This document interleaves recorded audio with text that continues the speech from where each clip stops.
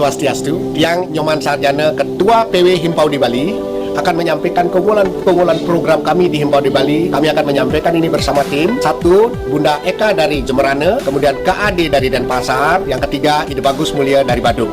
Namun sebelumnya, izinkan kami menayangkan destinasi Bali, keindahan Pulau Bali secara umum. Bagaimana kehidupan atau rumah Bali itu secara spesifik, rumah Hindu Bali.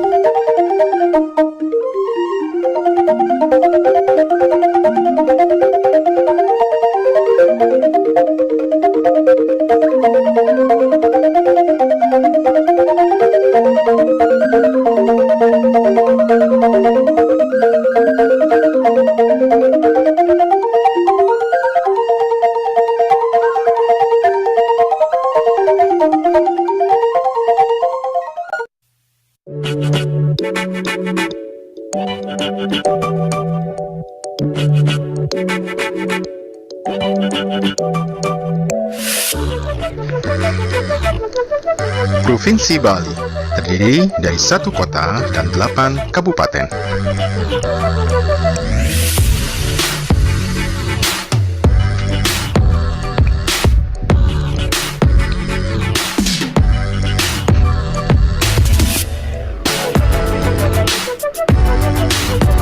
Kabupaten Badung, Kabupaten Bangli, Kabupaten Buleleng, Kabupaten Kelungkung,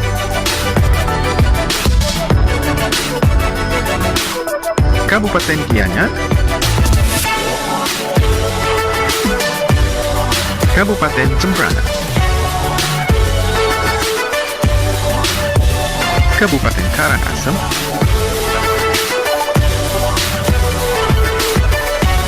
Kabupaten Tabanan, dan Kota Denpasar.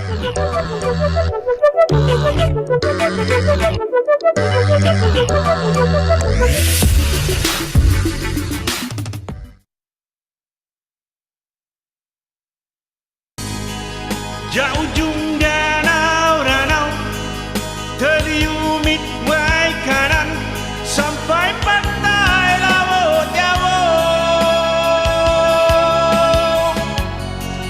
Pesisir di berpadu jadi say di lom lambang Lampung say kaya raya. Kikam khagabu khasan ujau ni pemandangan Mumarada di Pumatang. Api lagi cengkeh Delambun berbudaya Tandani kemakmuran.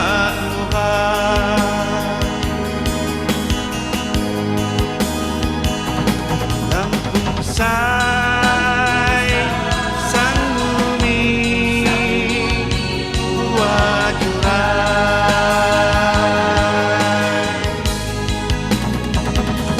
Lampung say sang bumi wajuran.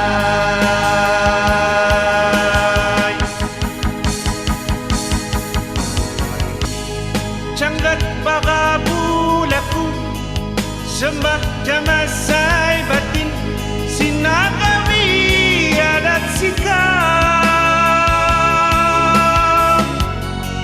menjauhi sebambangan dari hakoti marinti cikini ulun Lampung. Canggat bagabulaku sembah jamasai batin sinagawi adat sikap menjauhi sebambangan dari hakoti marinti cikini ulun Lampung.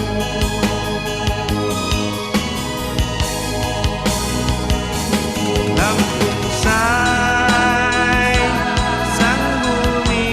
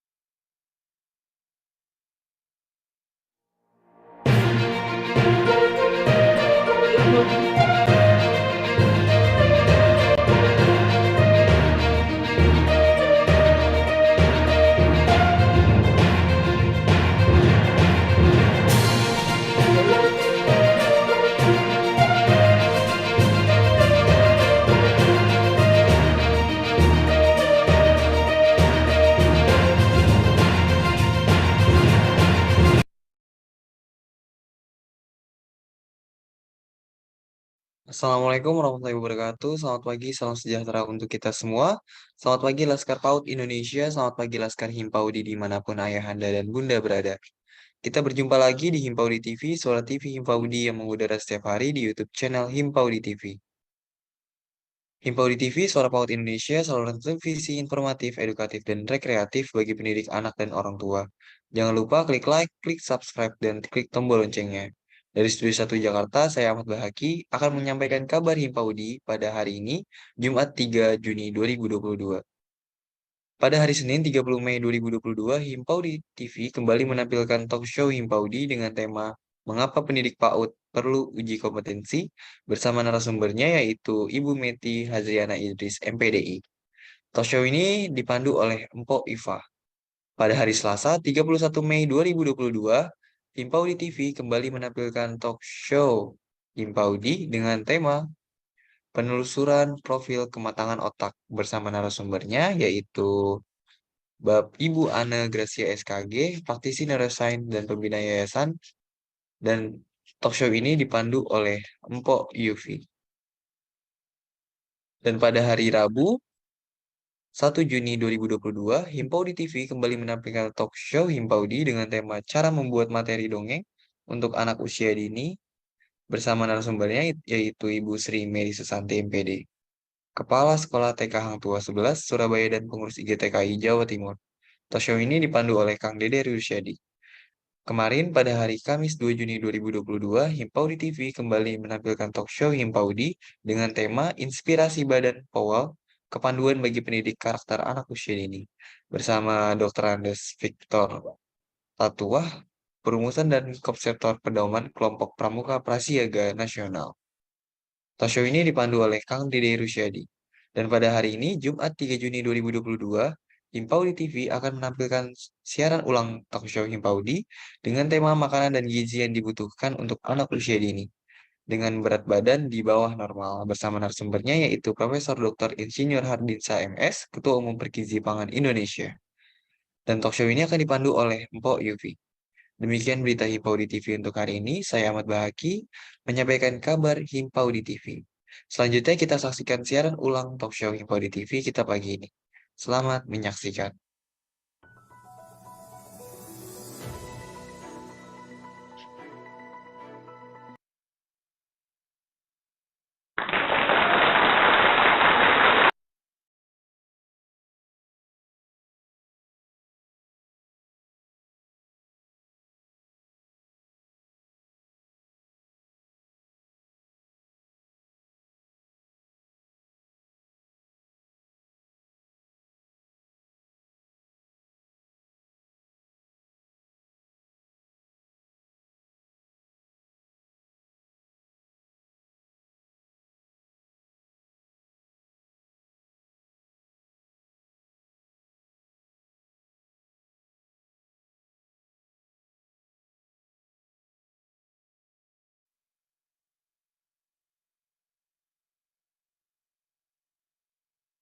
Klik subscribe dan klik tombol loncengnya di kanal YouTube Himpaudi TV.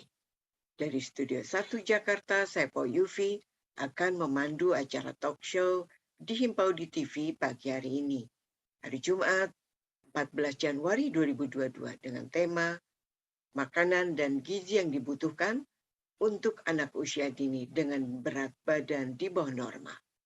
Dan tentu saja dengan seorang ahli gizi, yaitu narasumber Profesor Dr. Insinyur Hardinsa MS. Beliau adalah Ketua Umum Pergizi Pangan Indonesia. Namun sebelum kita memulai acara ini, terlebih dahulu saya akan menyampaikan kurikulum beliau sebagai seorang narsum. Beliau bernama lengkap beliau bernama lengkap dan bertitel Profesor Dr. Insinyur Hardinsa MS, lahir di Pekanbaru, Riau pada tanggal 7 Agustus tahun 59. Kemudian jabatan beliau adalah seorang profesor ahli pangan dan gizi di Institut Pertanian Bogor. juga pernah menjabat rektor di Universitas Shahid Jakarta, dan alamat beliau alamat kantor beliau di kampus IPB Darmaga Bogor. Kemudian untuk kediaman di Jalan Wijaya Kusuma, Taman Yasmin, Bogor. Beliau menempuh pendidikan di S1 di IPB, kemudian juga S2 di IPB, kemudian menempuh pendidikan International Nutrition Program di Cornell University, USA, juga Graduate Medical School University of Queensland di Australia. Kurang lebih demikian, dan beliau saat ini untuk di international levelnya adalah pernah menjadi Vice President of the Federation of Asian Nutrition Societies dari tahun 2015 hingga sekarang, kemudian Expert Working Group Member on Asia Roundtable on Food Innovation for Improving Nutrition dari tahun 2015 hingga sekarang. Luar biasa. Dan Global Expert Working Group Member of Hydration for Health dari tahun 2009 hingga sekarang. Luar biasa sekali. Prof. Fardin sebagai seorang expert di bidang pangan dan gizi.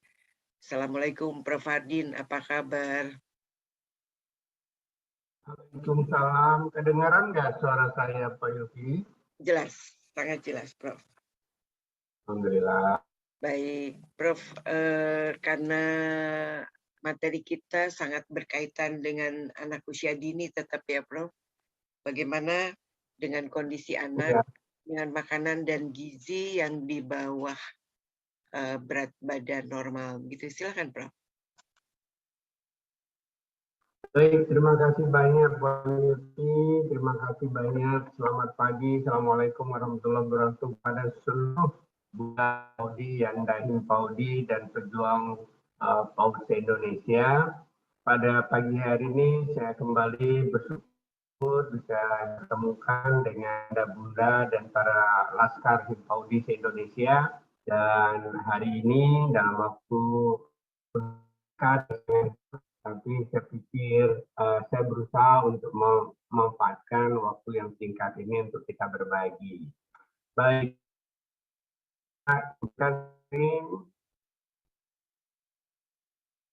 ya, karena kita akan bicara bagaimana gizi dan makanan bagi Ananda yang mengalami berat badan yang kurang gitu ya. Pertama tentunya kita harus paham dulu berat badan yang kurang itu maksudnya seperti apa gitu ya. Jadi kalau Yanda Bunda datang ke puskesmas atau ke posyandu atau datang ke pelayanan kesehatan pada di rumah sakit, itu ada namanya kartu menuju sehat KMS ya, yang Kementerian Kesehatan itu sudah diadaptasi dari yang dikembangkan dengan oleh WHO, lembaga kesehatan. Nah, ini sebelah kiri itu ada warna biru, itu untuk laki, ada warna pink untuk perempuan. Warnanya sudah disesuaikan dengan biasanya cermin warna dari jenis kelamin ya. Biru laki, pink, perempuan. Nah, misalnya nih, jadi ada lingkaran A, lingkaran yang berwarna biru, ada lingkaran, katakan ini adalah nama anak, ini namanya Ali, B itu Budi gitu ya. Jadi perkembangan berat badan, perkembangan berat badan antara Ali dengan Budi ya, Ananda Ali ini berbeda nih. Jadi di dalam kurva KMS itu ada garis-garis yang berwarna, ada garis yang berwarna hijau, itu berarti perkembangan normal di tahun demi tahun. Kemudian kalau dia di atas yang garis merah yang di atas, itu berarti akan gemuk dan perlu diamati beberapa kali apakah dia akan naik. Kemudian kalau dia di bawah garis merah yang di bawah, itu bisa dikatakan kurang berat badannya, kurus ya. Nah, jadi bisa saja Ananda Ai ya, ketika kalau ini sih masih umur 5 tahun ya, ditimbang tiap bulan. Tapi ternyata ketika usia 10 bulan, ini berat badannya udah slow naik. Ya, dia mengikuti track atau garis yang hijau. Berarti oke ya. Kemudian dilihat lagi ketika usia 4 bulan, ya beratnya sudah sekitar 11 kilo. Ya, oke nih. Tapi kalau Ananda Budi misalnya, sama-sama berat dia usia 5 bulan, sama berapa nih, 6,5 kilo, kemudian tampak dia naik ya, Budi ketika usia 11 bulan, tapi sebenarnya dia sudah mulai di bawah garis merah, ya itu berarti sudah harus hati-hati, mewaspadai, perlu diatur makannya dan lingkungannya supaya sehat, nggak diare, nggak panas dan lain sebagainya. Nah kalau dia sudah tidak bertambah berat badannya sama ini antara B1 Budi Ananda Budi 1 dengan Budi yang kedua dengan ketiga pengukurannya ya 1 tahun 4 bulan itu berarti sudah menjauhi dari garis merah itu ke bawah, bahkan dia hampir tergolong pada gigi yang garis hitam. Nah, jadi tidak berarti kalau anak bertambah berat itu dia sudah aman gitu, karena ini antara Budi yang kedua itu tampak meningkat berat badannya, tapi sebenarnya dia sudah, karena bertambah berat ini berat idealnya juga bertambah juga, bertambah umur bertambah juga berat ideal. Jadi kalau bertambahnya tadi nggak sesuai dengan pertambahan yang dikehendaki, jadi misalnya Ananda Budi usia 7 bulan itu beratnya 7,5 kilogram diharapkan gitu ya, atau 8 kilo. Nah ini sudah di garis merah 6,5 kilo. Bahwa dia naik ketika diukur 11 bulan apa 12 bulan masih menjadi 7 kilogram, setengah kilo, tapi karena ini nggak memadai, nyatanya dia mulai di bawah garis merah. Nah itu yang kita ya, itulah kondisi di mana kita, kalau anjuran Kementerian Kesehatan prinsipnya untuk semua umur memang makan aneka ragam pokok, lauk pauk, sayur, buah, minum, ya, nah disebut dengan isi piringku. Tapi kira-kira seperti apa? Misalnya bicara buat anak-anak setelah usia 2 tahun lah ya, di mana anak telah tidak udah disapi dari pemberian ASI, makanannya hanya mengandalkan makanan dan minuman yang dia konsumsi misalnya ya. Jadi bagaimana menerapkannya dari sisi makanan? Pertama tentunya perlu makanan pokok. Ya kalau anak-anak kita yang ada di Pulau Jawa, Sumatera itu biasanya memang mayoritas ada juga. Yang kedua karena memang dikombinasikan, kadang juga makan ubi-ubian, bisa ya, ada ubi goreng, ada ubi rebus, ada juga jagung pipih juga bisa dijadikan sayur, bisa juga dimakan karena sudah mulai giginya berfungsi, sudah mulai dikenalkan ya makanan keluarga. Kemudian tentunya juga lauk pauknya gitu ya. Nah ini kebetulan ayam, bahwa kita juga kalau di Indonesia daerah pantai dan Indonesia tengah timur ikan luar biasa banyak, yang telur juga bisa. Di Pulau Jawa ini nggak ketinggalan tahu dan tempe ya, itu juga bisa sebagai lauknya. Yang nggak Indonesia setiap hari ada yang nggak musim, kalau durian kan musiman. Jadi seperti pepaya, pisang, jeruk itu selalu ada. Tinggal Bunda rajin pilih yang mana, ya, dilihat harganya, yang mana yang hari ini. Kalau kemarin sudah pisang, oke hari ini pepaya, kemarin hari pepaya, atau paginya sudah beli pepaya, mau dikasih jeruk, dan sebagainya. Jadi ini sebenarnya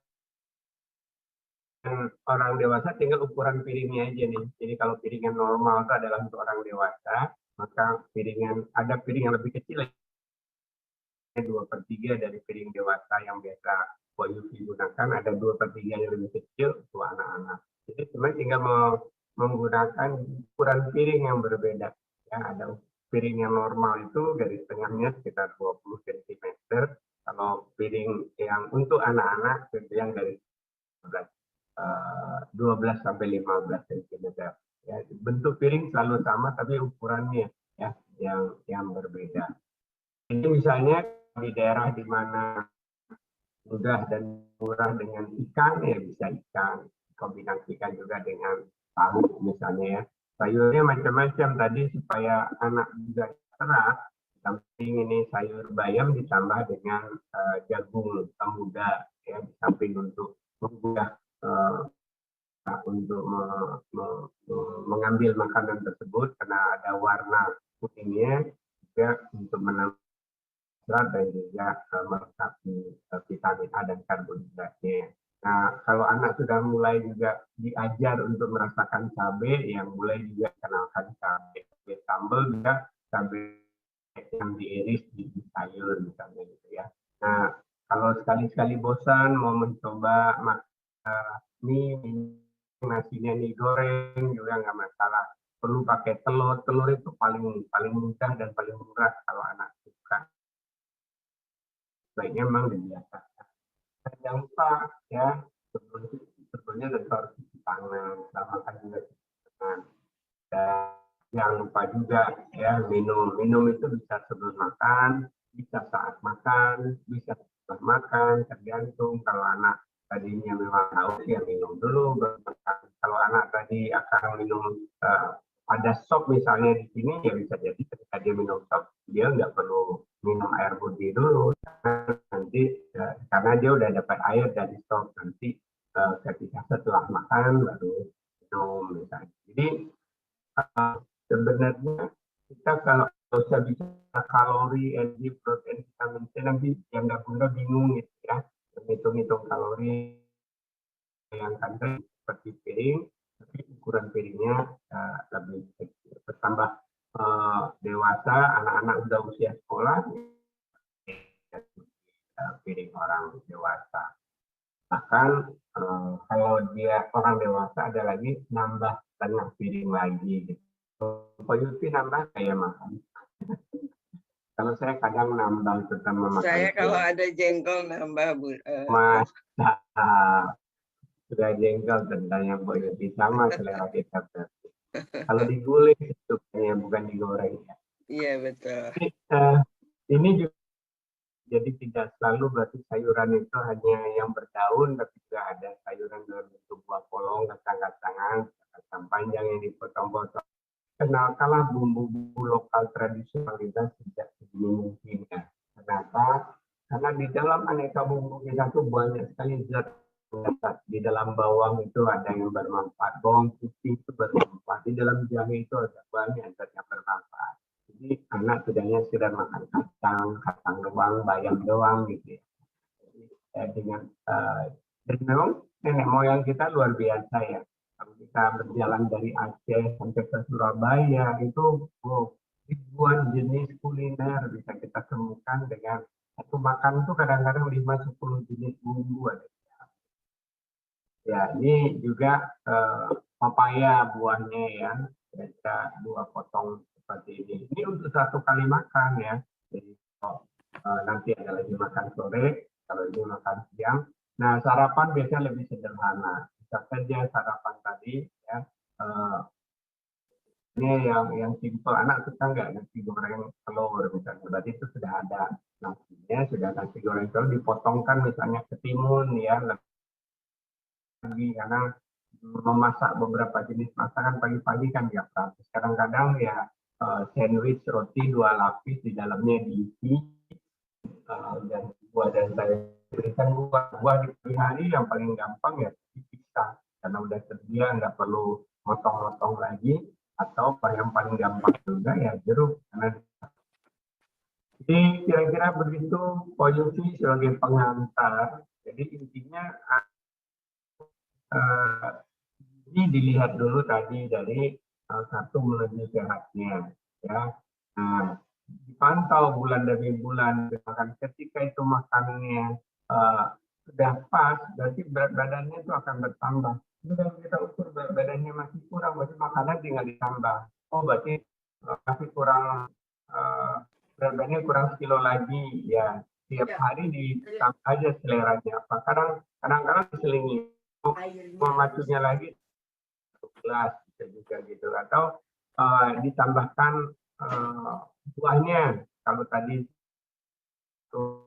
hanya satu pisang jadi 2 pisang misalnya. Kemudian kalau tadi dia hanya 1 tempe, tambah 1 tempe lagi atau 1 tahu lagi. Kalau ikannya kalau dia juga masih belum, ya tambahkan ikannya. Jadi prinsipnya kita pantau, kalau kurang kita tambahkan, kalau menurun kita tambahkan. Selagi dia masih tetap sehat, bisa makan, insya Allah bisa termaintain dengan baik. Sekian, Pak Yufi. Assalamualaikum warahmatullahi wabarakatuh. Silakan kalau ada pertanyaan. Waalaikumsalam warahmatullahi wabarakatuh. Terima kasih, Prof. Ini penting sekali ini untuk kami, terutama pendidik PAUD. Apalagi kan kami ini saat ini tengah bekerja sama dengan Kemenkes juga ya, terkait dengan pemantauan tumbuh kembang anak. Nah, salah satu pertumbuhan dan perkembangan tubuh menjadi salah satu indikator kesehatan yang utama sebetulnya bagi si kecil ya, Prof ya. Namun memang ada beberapa kondisi yang harus diwaspadai, seperti misalnya masalah berat badan kurang ini kan. Kemudian yang ternyata, ya Prof ya, dampak dari berat badan kurang ini nanti adalah kurang optimalnya tumbuh kembang si kecil. Terkadang kan ada yang menyebutkan bahwa anak saya baik-baik saja walaupun misalnya berat badannya sangat kecil gitu ya, Prof. Karena anak itu terlihat tetap lincah, tetap ceria gitu, Prof. Bagaimana, Prof, dengan kondisi? Karena kayak seperti orang tua saya dulu bilang katanya bahwa saya itu dulu tubuhnya kecil gitu ya. Kalah dengan adik saya yang tubuhnya lebih besar, bongsor dan sebagainya. Tapi dia sehat katanya, sehat, kuat dan sebagainya. Nendangnya juga kencang gitu, Prof. Nah, bagaimana, Prof, kalau misalnya badan tubuhnya sehat, tapi si orang tua memahami bahwa dia baik-baik saja gitu, Prof. Ya, jadi makanya topik kita yang lalu kan bila tampak kurus ya, bila anak tampak kecil itu kan baru dari sisi mata. Jadi sebenarnya mata Dayubi waktu itu, ibunya Dayubi waktu itu dengan anak kakaknya yang ternyata kakak ini gemuk ya. Bandingannya kan sama, kalau kita megang batu kecil, kita bilang nih batu kecil, padahal sebenarnya batu kecil ini karena kita bandingkan dengan, padahal di dalam dunia gizi itu standarnya itu tetap tidak berubah-ubah. Jadi kesalahan mata memandang jadi tampak kecil gitu, karena dibandingkan yang sebelahnya gede. Tapi sesungguhnya kalau ketika dibandingkan dengan standar tadi, harusnya ya sehat tadi. Jadi poin garis hijau yang tadi, tapi agak ke bawah, tapi enggak garis merah, itu sehat. Polisi di atas garis hijau mendekati merah yang satu lagi, sama-sama sehat. Sehat yang satu agak kecil, yang sehat yang satu agak besar, tapi dia masih sama-sama sehat gitu. Dalam di antara bawah dan merah satu. Baik. Nah, itu dari lincah ya. Lincah itu pertanda bahwa dia nggak kekurangan gizi. Tapi kalau dia mulai lincah, kemudian mulai pucat, murung, malas, tendangan yang nggak kuat, nah itu berarti mulai kekurangan, transisi menuju kekurangan gizinya. Ya, jadi seperti barangkali bisa ditonton YouTube di kita kurang lebih 3-4 minggu yang lalu ya, ketika anak Pak kurus,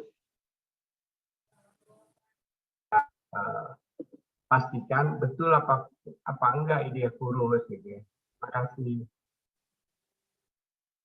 Ya, Prof, berat badan kurang kan dan ternyata kan dapat disebabkan oleh berbagai faktor ya. Di antaranya adalah genetik keturunan. Ya, halo Prof. Prof, suaranya putus-putus ya? Ya, silakan. Ya, berat badan kurang itu ternyata kan disebabkan oleh berbagai faktor. Ada yang menyebutkan bahwa ini karena faktor genetik atau keturunan. Ada yang begitu ya, Prof ya? Ada ya, sekitar 1/6 masalah-masalah pertumbuhan genetik. Ya, orang tua ayahnya tinggi, kakeknya tinggi, potensi anak itu juga jantung tinggi ya, bahkan bisa lebih tinggi lagi. Kalau kalau ayahnya pendek, ibunya pendek, ya kakek neneknya pendek, itu juga bisa menurunkan. Tapi genetik itu justru bisa dirubah dalam jangka panjang, jadi jangan khawatir. Ada ayahnya pendek, anaknya bisa tinggi. Jadi lihat deh, orang-orang Jepang udah 170 cm. Dulu waktu remaja-remaja Jepang 18 tahun ke Indonesia, bahkan zaman penjajahan yang dewasa awalnya Jepang usia 25 udah menjajah kita waktu itu ya. 155. Jadi sekian puluh tahun gizi, lingkungan, genetiknya bisa diperbaiki. Baik. Prof, ini salah satu faktor yang lainnya adalah misalnya ya, karena karakteristik pendidikan orang tua. Berarti di sini Prof ada pemahaman orang tua mungkin yang kurang pas kali ya, Prof ya, dengan dia memahami tentang pentingnya gizi bagi si anak mungkin, Prof ya. Ya bisa jadi. Jadi ada orang mampu tapi dia bagaimana cara menyiapkan, cara menyajikan makanan yang disenangi anaknya yang bergizi tadi. Dan itu berarti karena ketidaktahuan. Tapi ada juga orang sesungguhnya sebenarnya dia tahu tapi nggak bisa mewujudkannya karena dua hal. Satu memang uangnya, satu lagi karena boros ya, beli rokok ayahnya bisa, masa beli telur nggak bisa buat anaknya, beli pulsa ternyata bulan bisa 300.000 ya, masa beli telur aja nggak bisa buat anaknya. Nah jadi bisa jadi sebenarnya mampu bisa memprioritaskan ya. Tampak ya gelangnya luar biasa, emasnya bergelantungan. Masih bergelantungan gitu ya, Prof. Banyak itu kalau kita ke daerah ini. Iya. Iya, memang kadang-kala kita menemukan ya orang yang menomorduakan kepentingan makanan dan gizi ketimbang dengan style hidup ya, mungkin dengan gaya hidup ya, Prof ya. Benar, Bu Yuki. Ya, Prof. Ya, nggak banyak ya, ada ya. Ada, betul, ada memang. Nah, Prof, ini juga masih ada pertanyaan ya, Prof. Di sini disebutkan penyebab berat badan kurang pada si kecil yaitu adanya faktor psikologis seperti gangguan makan atau karena faktor penyakit yang memiliki efek samping yaitu penurunan berat badan. Serta di sini disebutkan ada obat-obatan yang dapat menghilangkan nafsu makan ini, Prof, ternyata, Prof. Ya, jadi satu tadi kan jadi pertama yang sering masalah itu karena makan dipaksa ya. Anak lagi asik apa nih karena lagi juga ya. Mungkin terbiasa anak diberikan gadget dan bisa nonton atau melalui komputer ya film-film yang bagus tanpa tertib waktu, sehingga dia lagi asik nonton, pas waktunya makan langsung ya, itu bisa membuat anak stres. Akhirnya dia nolak makan. Bisa juga ya karena anak tadinya bekerja diserahkan kepada pramuwisma yang memberikan makannya, yang nggak sabar, sehingga juga di stres.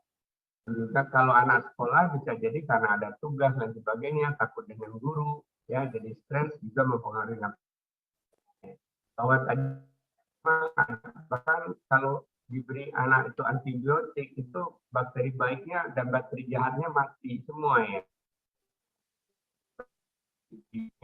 Makan makanan seperti apa itu kalau di kita yang ada dari bakteri baiknya yang makanan yang difermentasi itu seperti tape ya, toco, apalagi ya, kemudian tempe tapi biasanya digoreng mudah mati bakteri penuh. Kemudian ini yogurt ya, itu kan makanan-makanan untuk menggantikan di samping menyediakan zat gizi menggantikan bakteri baik ketika anak mungkin demam diberi antibiotik oleh tenaga kesehatan. Baik, Prof, selanjutnya masalah bobot tubuh yang rendah dan kurang nutrisi tentu saja dapat mengganggu sistem kekebalan tubuh pada si kecil. Ini kelihatannya beriringan ya, Prof ya. Kemudian sangat memungkinkan anak usia dini tersebut rawan infeksi. Kemudian tentu saja akhirnya kekurangan energi, begitu ya, Prof ya. Kemudian meningkatkan durasi serta tingkat keparahan pada penyakit menular. Nah, ini bahaya banget nih kalau begini, Prof. Nah, kemudian jika tidak segera ditangani dapat menyebabkan kematian. Wah, sampai sedemikian ya, Prof ya? Sampai bisa mengakibatkan kematian, Prof. Ya, jadi penyakit itu kan bisa bersumber dari tadi patogen, artinya apa? Zat yang jahat jadi sumber penyakit. Bisa juga karena makannya terlalu banyak atau makannya sedikit. Nah, di dalam anjuran Kementerian Kesehatan perlunya membatasi gula, garam, dan lemak supaya anak tidak nanti gendut, sama ketika nanti dewasanya juga gemuk, dan itu akan bermasalah terhadap sistem imunitasnya, terhadap sistem kemihnya atau jantungnya, terhadap sistem ginjalnya, terhadap sistem livernya dan lain sebagainya gitu. Jadi baik itu yang berkaitan dengan tadi bisa mencegah dari penularan penyakit maupun juga jangan berlebihan dan jangan juga kekurangan. Karena kekurangan gizi juga berisiko penyakit juga. Iya. Baik, Prof, apa dampak jangka pendek dan jangka panjang dari kekurangan makanan dan gizi ini, Prof? Ya, kalau kekurangan makanan jangka pendeknya ya pasti anak lemah, sulit konsentrasi. Kalau sudah mulai belajar, tentu jangka pembelajarannya jadi terganggu gitu ya. Lemas itu sudah jadi masalah bermain, berarti ketika distimulasi nggak optimal kan stimulasinya. Kemudian kalau dalam jangka panjang karena tadi dia selalu kekurangan, sistem enzim, sistem hormon yang ada di tubuhnya juga terganggu, maka jaringan tertentu kalau kita tadi bisa anak pentingnya tadi salah satunya otaknya, maka dengan baik. Kemudian kalau satu lagi kita lihat dari ambil saja salah satu organ pentingnya, misalnya apa? Ginjal. Ginjalnya nggak berkembang dengan baik karena kekurangan gizi, anak jadi hipertensi, ginjal. Nah, kalau udah gangguan ginjal, nggak ada orang yang suka. Luar biasa, apalagi harus cuci darah. Nggak ada orang yang suka. Terima kasih. Baik, Prof, memungkinkan nggak ya, Prof, misalnya kondisinya begini nih, sampai usia 2 tahun, 3 tahun, anak masih dalam kondisi baik, kemudian tiba-tiba mengalami malnutrisi setelah usia 3 tahun sampai berikutnya. Itu nanti ujungnya bisa ke stunting nggak, Prof, kalau kondisinya demikian? Ya, stunting yang berbahaya itu sebelum 2 tahun. Kalau dia Sebelum 2 stunting tahun. setelah 6 tahun, ya nggak terlalu bahaya. Gangguan tumbuh itu namanya. Tapi nggak sebahaya kalau tadi sebelum usia 2 tahun. Jadi berarti stunting itu memang dari usia anak bayi mungkin ya mau dimulainya gitu ya Prof ya? Janin sih, maksudnya perlu yang baik, perlu kesehatan yang baik seorang ibu hamil. Jadi cermin bahwa janinnya tadi tidak mengalami gangguan tumbuh kembang ketika lahir, badannya di atas 2,5 kg, di bawah 4,5 kg, panjang badannya antara 48 cm lebih. Itu kan karya 9 bulan itu. Karya 9 bulan ketika hamil. Iya, Prof. Bisa jadi mungkin sebetulnya kekurangan gizinya malah ketika masih dalam kondisi janin, begitu ya Prof ya? Kalau sampai mengakibatkan stunting itu.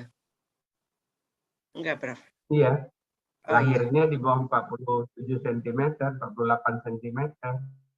Baik. Sudah stunting ketika janin itu. Berarti Baik. ada gangguan pada tumbuh kembang sel otak dan sel organ penting, jantung, hati, ginjal, pankreas yang berisiko pada berbagai penyakit dewasa nanti. Oke. Kemudian kekurangan malnutrisi ini itu hal yang paling bahaya menurut Prof Hardin itu apa ya Prof? Dalam arti gini, apakah urusan kecerdasannya nanti yang akhirnya tidak bisa di-upgrade gitu misalnya. Jadi akhirnya ketika dia menyerang kognitif anak gitu kan dari kondisi malnutrisi ini sehingga dampaknya adalah menjadi permanen gitu Prof. Jadi walaupun setelah dia misalnya ini kalau tadi kekurangan gizi tadi pada janin tentunya lebih parah lagi dibanding kekurangan gizi setelah lahir. Kekurangan gizi lebih dibanding kekurangan balita. Jadi setiap kekurangan gizi pasti bermasalah, menimbulkan masalah. Hanya keparahannya akan beda. Itulah pemerintah akan pentingnya 1000 hari kehidupan, mulai dari kehamilan ya sampai usia 2 tahun. Bahayanya tergantung tingkat kekurangan gizinya tadi. Kalau tadi tingkat kekurangan gizinya itu sejak masa janin yang dibuktikan panjang badan lahir di bawah 48 cm, berat badannya lahirnya rendah di bawah 2.500 gram, itu pertanda ada gangguan otak. Itu akan sebagian permanen, ada gangguan pertumbuhan pada sel-sel dan jaringan organ pentingnya, pankreas, gangguan liver, nanti dia cepat hiperkolesterol, kemudian tumbuh kembang sel saja, tumbuh kembang ginjalnya dia cepat nanti gangguan ginjal.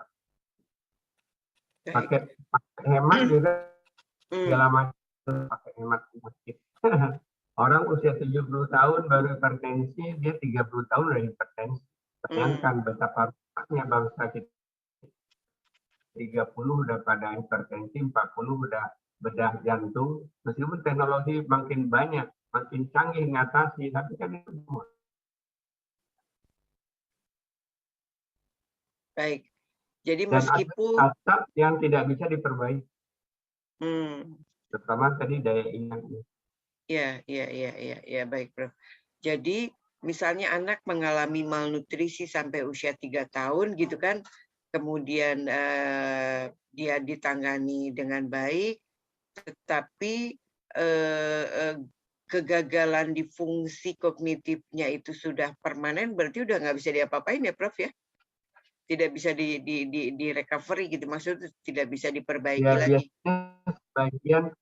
Sebagian lagi enggak, yang perlu stimulasi. Itulah pentingnya stimulasi. Tapi dia tidak akan hebat, tumbuhnya baik, gizinya baik, stimulasinya baik. Jadi anak hanya distimulasi tanpa gizi itu tetap lebih rendah dibanding anak yang gizinya baik dengan stimulasi yang baik. Oke. Baik, Prof. Ini sebetulnya sesuatu yang sangat menyenangkan. Ini sangat asik banget sih kalau berdiskusi dengan Prof Hardin karena nggak ada habis-habisnya ya. urusan dengan Prof. Hardin ini. Maksud saya ada banyak sekali ilmu yang selalu Prof. Hardin sampaikan untuk kita semua. Namun sayang sekali kita terbatas dengan waktu. Dan Prof, terima kasih atas partisipasinya hari ini. Terima kasih atas ilmunya hari ini untuk kami semua, Laskar Himpaudi dan Laskar PAUD di seluruh Indonesia.